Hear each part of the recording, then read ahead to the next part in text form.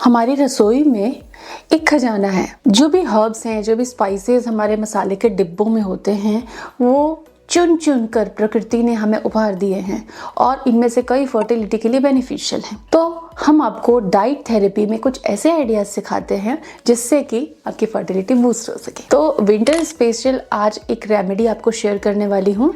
बहुत सारे लोगों को इसके बहुत अच्छे नतीजे मिले और ये इनफर्टिलिटी और उससे जुड़ी सारी प्रॉब्लम्स में बहुत हेल्पफुल होता है। छोटी सी रेमेडी है, आपको ज़्यादा एफर्ट नहीं करना होता है, लेकिन बहुत कारगर है।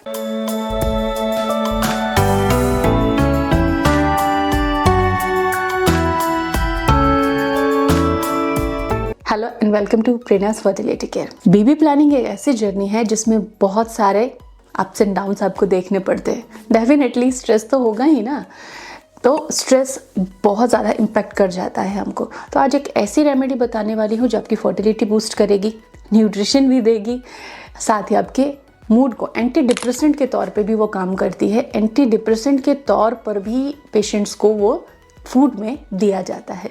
तो वो क्या चीज़ है? वो है जायफल। आप देख सकते हैं जायफल छोटा सा फल होता है लेकिन सॉफ्ट होता है। जब आप कद्दूकस करोगे इस तरह से तो वो ग्रेट हो जाएगा बड़े आसानी से, और हमको डेली इसकी एक चुटकी की ही ज़रूरत होती है। ये जितना कारगर फीमेल्स के लिए उतना कारगर मेल्स के लिए भी है। अब इसकी प्रॉपर्टीज समझते हैं और फिर लेने का तरीका भी हम समझेंगे। विंटर में इसको बिना झिझक के लिया जा सकता है, क्योंकि खास बात ये है कि इसका कोई साइड इफेक्ट नहीं है।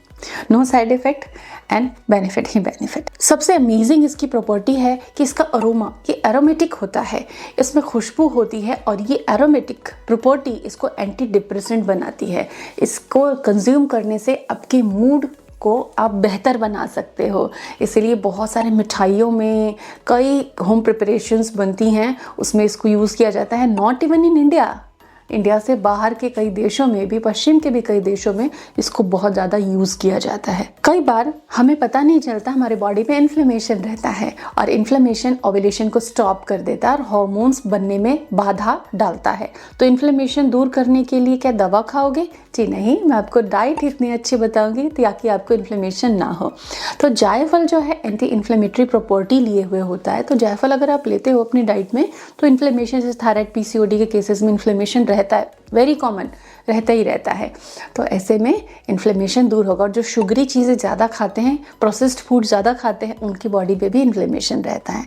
तो ये इन्फ्लेमेशन को ख़त्म कर सकता है। पुराने टाइम में कुछ वेस्टर्न कंट्रीज़ हैं, वहाँ मैरिज के बाद में जायफल दिया जाता था क्योंकि ये लिबिडो को इम्प्रूव करता है। तो एक हैप्पी मैरिड लाइफ को सपोर्ट करता है। तो लिबिडो को इम्प्रूव करने के लिए मेल फीमेल इसको ले सकते हैं। तो जिनको इश्यूज हैं लिबिडो से रिलेटेड, लो है पोटेंशियल, तो आप इसे ज़रूर कंज्यूम करें। हार्मोन्स को बैलेंस करने में ये बहुत कारगर होता है। इसकी चुटकी भर की मात्रा बहुत ज़बरदस्त काम करती है आपके बॉडी के हार्मोन्स को बैलेंस करने के लिए। इसमें iron, calcium, magnesium, potassium, vitamin B6 और फाइबर बहुत अच्छी मात्रा में होता है।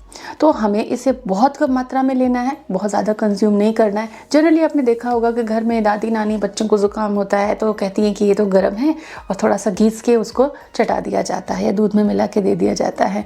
तो वाकई जायफल के बहुत ज़्यादा फायदे हैं। फर्टिलिटी के लिए आपको कैसे कंज्यूम करना है? पुरुषों और महिलाओं में स्पर्म और एग क्वालिटी से रिलेटेड, स्पर्म काउंट से रिलेटेड जो प्रॉब्लम्स होती हैं उसमें भी आप इसे कंज्यूम कर सकते हो।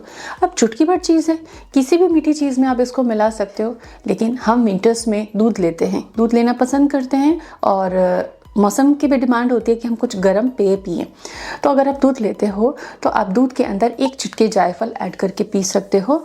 बाई चांस आप लैक्टोज इंटॉलरेंट हैं, आप दूध नहीं लेते, दूध पचता नहीं है, तो ऐसे में आप एक कप गुनगुना पानी लीजिए, या फिर कोई लेमन की टी बना रहे हैं, कोई चाय बना रहे हैं, बिल्कुल उसी तरीके से जायफल की भी आप चाय बना सकते हो और थोड़ा सा हनी ऐड करके पी सकते हो। इसमें आप 2-4 धागे केसर के भी ऐड कर सकते हैं। अब बात आती है कि भाई जायफल तो बहुत गर्म होता है। जी हाँ, प्रकृति में कुछ ऐसे हर्ब्स हैं जिनकी प्रॉपर्टी, जिनका गुण होता है शीतल करना, और कुछ हर्ब्स ऐसे होते हैं जिनका गुण होता है गर्मी प्रदान करना। तो ये विंटर्स के लिए एक बहुत अच्छी हर्ब है और ये ओव्यूलेशन को भी बूस्ट करती है। तो मासिक चक्र के 10वें से 18वें दिन तक आप इसे ज़रूर पिए। पूरे महीने नहीं पी सकते, बॉडी में हीट रहती है, तो ये आपके लिए हमेशा के लिए सुटेबल नहीं है। फीमेल्स में, मेल ले सकते हैं, लेकिन फीमेल्स को जिनको बॉडी हीट है और ओव्यूलेशन बूस्टिंग का ही टारगेट करना है। पीरियड के 10th to 18th डे आप इसे कंज्यूम कीजिए, दूध में, चाय बनाकर या आपके किसी भी फूड में। कोशिश करें मॉर्निंग आवर्स में आप इसे कंज्यूम कर लें, ये काफ़ी फ़ायदेमंद है। ये वीडियो कैसा लगा कमेंट में ज़रूर लिखें। Thanks for watching.